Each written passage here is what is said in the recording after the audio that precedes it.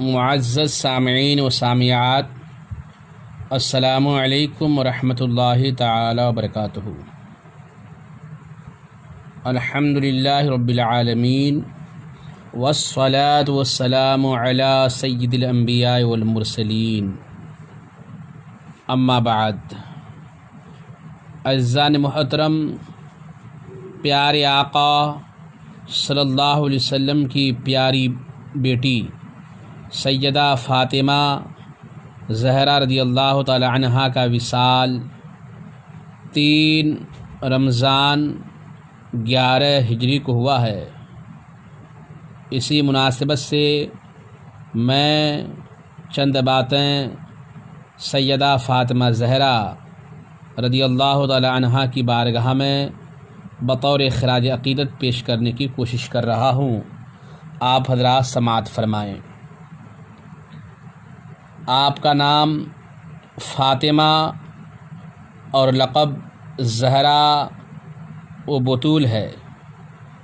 سرکار دو عالم صلی اللہ علیہ وسلم کی صاحب زادیوں میں سب سے چھوٹی لیکن سب سے زیادہ پیاری اور لاڈلی ہیں۔ آپ کی پیدائش کے سال میں اختلاف ہے۔ بعض لوگوں نے کہا کہ جب نبی کریم صلی اللہ علیہ وسلم کی عمر شریف 41 برس کی تھیں آپ پیدا ہوئیں، اور کچھ لوگوں نے لکھا ہے کہ اعلیٰ نبوت سے 1 سال قبل ان کی ولادت ہوئی، اور علامہ ابن جوزی رحمۃ اللہ تعالی علیہ نے تحریر فرمایا ہے کہ اعلیٰ نبوت سے 5 سال پہلے جبکہ خانہ کعبہ کی تعمیر ہو رہی تھی آپ پیدا ہوئیں۔ مشہور روایت کے مطابق 18 سال اور بعض روایتوں کے مطابق 15.5 سال کی عمر 2 ہجری میں سیدہ کا نکاح شیر خدا علی مرتضیٰ رضی اللہ تعالی عنہ کے ساتھ ہوا۔ امام نسائی کی روایت ہے کہ پہلے حضرت ابوبکر صدیق اور پھر حضرت عمر رضی اللہ تعالی عنہما نے حضرت فاطمہ زہرا رضی اللہ تعالی عنہا سے نکاح کرنے کے بارے میں پیغام بھیجا، مگر حضور صلی اللہ علیہ وسلم نے منظور نہیں فرمایا۔ پھر حضرت علی رضی اللہ تعالیٰ عنہ نے پیام بھیجا تو حضور نے ان کا نکاح حضرت علی سے کر دیا۔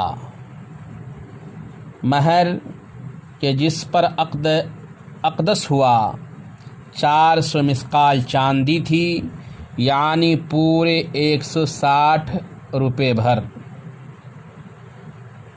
شہنشاہ کونین صلی اللہ علیہ وسلم نے اپنی پیاری اور لاڈلی بیٹی کو جو جہیز دیا وہ بان کی ایک چارپائی تھی اور چمڑے کا ایک گدا جس میں روئی کی جگہ پر کھجور کے پتے بھرے ہوئے تھے، اور ایک چھاگل، ایک مشک، 2 چکیاں اور مٹی کے 2 گڑھے۔ اب تک حضرت علی رضی اللہ تعالیٰ عنہ حضور صلی اللہ علیہ وسلم کے پاس رہتے تھے۔ شادی کے بعد الگ گھر کی ضرورت ہوئی تو حضرت حارثہ بن نعمان انصاری رضی اللہ تعالیٰ عنہ نے اپنا ایک مکان ان کو دے دیا۔ جب حضرت فاطمہ رضی اللہ تعالیٰ عنہا اس نئے گھر میں گئیں تو حضور صلی اللہ علیہ وسلم ان کے ہاں تشریف لے گئے۔ دروازہ پر کھڑے ہو کر اجازت طلب کی، پھر اندر گئے۔ ایک برتن میں پانی منگوا کر دونوں ہاتھ اس میں ڈالا اور وہ پانی حضرت علی کے سینہ اور بازو پر چھڑکا۔ پھر حضرت فاطمہ زہرا رضی اللہ تعالی عنہا کو بلا کر ان پر بھی چھڑکا اور فرمایا کہ میرے خاندان میں جو شخص سب سے بہتر ہے میں نے اس کے ساتھ تمہارا نکاح کیا۔ شہنشاہ دو عالم صلی اللہ علیہ وسلم کی صاحبزادی ہونے کے باوجود حضرت فاطمہ زہرا رضی اللہ تعالی عنہا اپنے گھر کا کاروبار خود کرتی تھیں، جھاڑو اپنے ہاتھ سے دیتی تھیں، خود کھانا پکاتی تھیں، بلکہ چکی بھی اپنے ہاتھ سے پیستی تھیں اور پانی بھر کر لایا کرتی تھیں، جس سے ہاتھ پر چھالے اور بدن پر گٹھے پڑ گئے تھے۔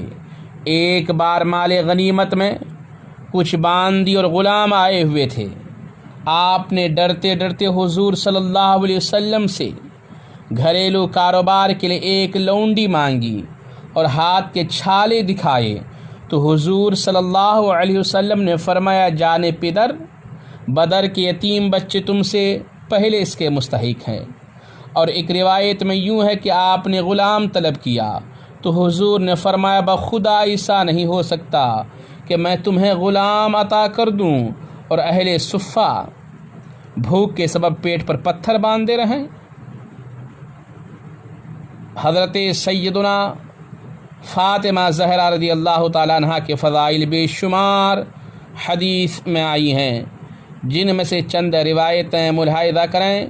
بخاری شریف اور مسلم شریف کی روایت ہے، نبی دو جہاں صلی اللہ علیہ وسلم نے فرمایا، فاطمہ میرے گوشت کا ایک ٹکڑا ہے، تو جس شخص نے اسے غضبناک کیا اس نے مجھے غضبناک کیا۔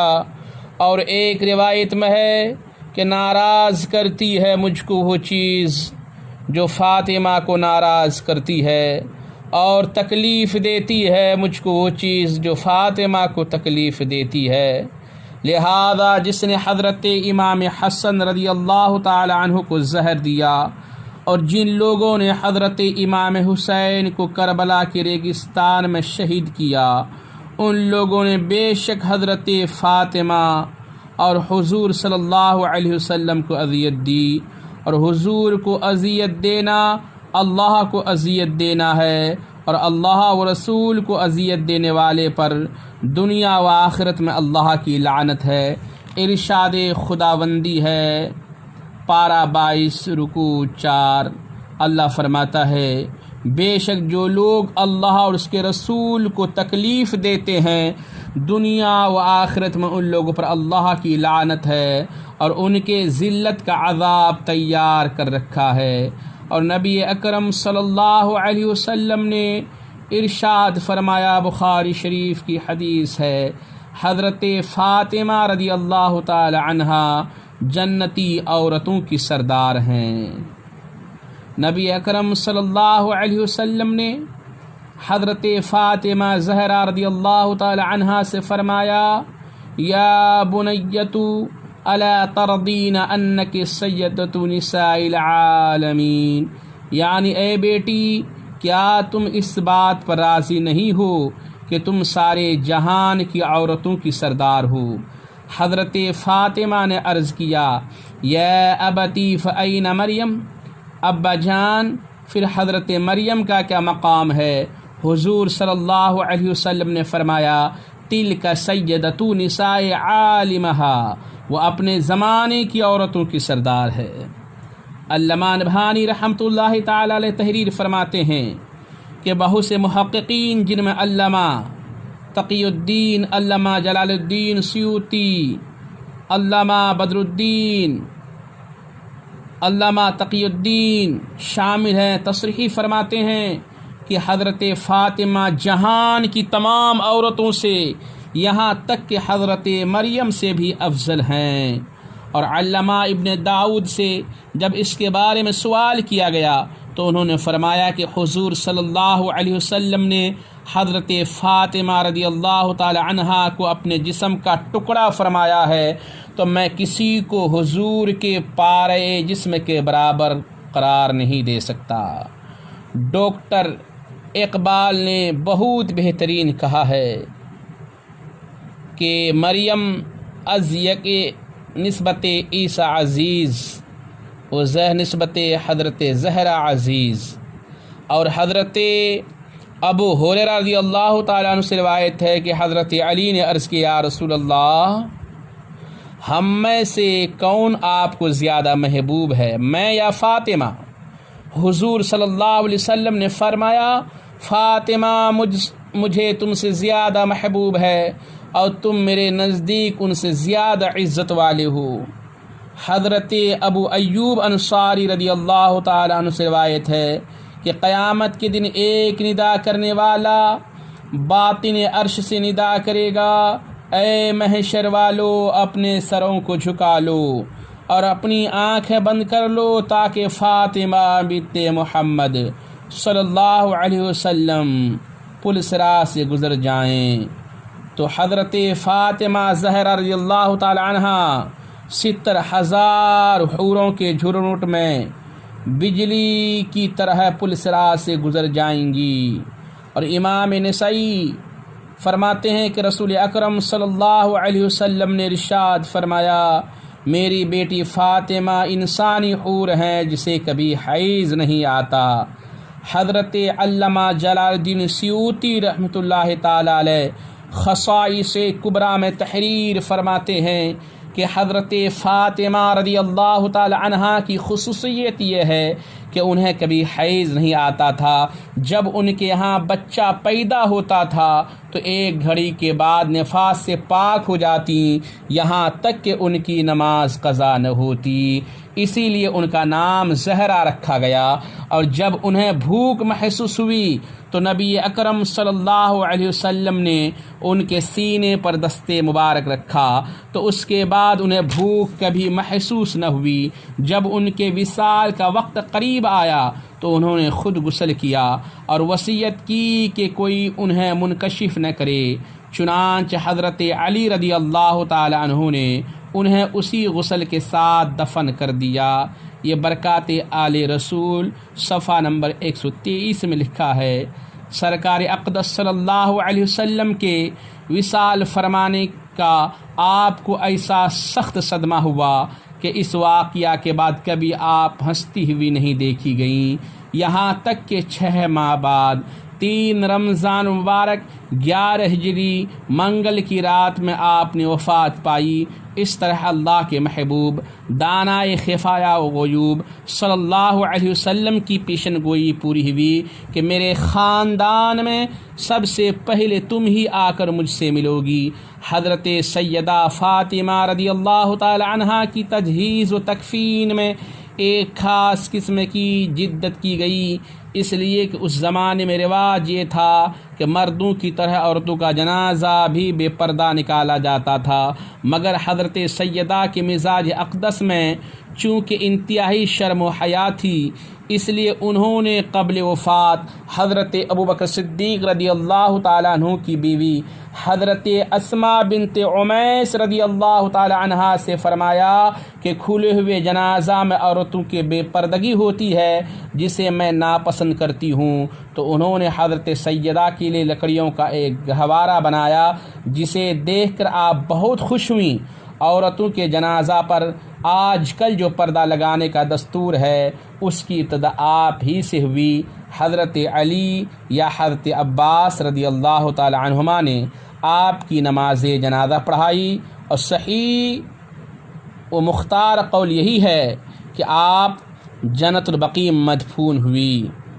حضرت سیدہ فاطمہ رضی اللہ تعالی عنہا کے 6 اولاد ہوئیں، 3 صاحبزادے حضرت حسن، حضرت حسین، حضرت محسن، اور 3 صاحبزادیاں حضرت ام کلثوم، حضرت زینب اور حضرت رقیہ رضی اللہ تعالی عنہم۔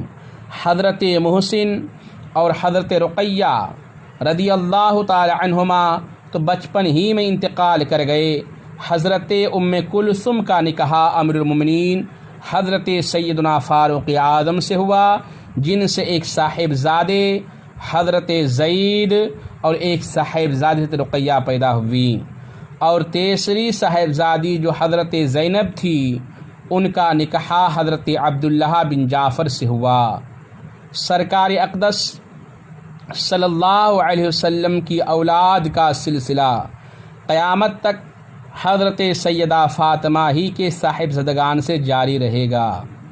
سیدہ ظاہرہ طیبہ طاہرہ جان احمد کی راحت پہ لاکھوں سلام۔